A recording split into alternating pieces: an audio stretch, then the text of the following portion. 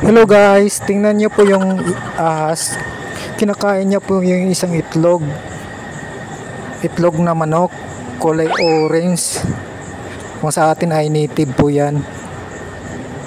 No, pinipilit niyang kainin sa sa bibig niya. Oh, nabibinat pala yung bunganga niya oh. Maliit siyang ahas pero tingnan niyo yung itlog. Malaki yun, pinagkakasya niya doon sa bunganga. Ayan no, pinipilit niyang pagkasyahin. Oh, pumasok na siya. Nakikita pang maliit. Grabe, laki ng itlog. Nagkakasya sa bunganga niya oh. Ayan guys oh, nasa bunganga na niya. Pinipilit niyang papasok sa lalamunan niya oh. Ang cute niyang tingnan, para siyang butete. So yan oh guys oh, nahirapan na siya maglakad kasi medyo mabigat ata yung itlog.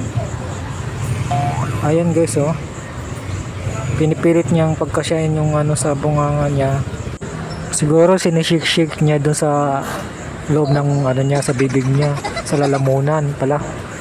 Ayan guys oh, parang pinipiga niya para lang madurog yung itlog.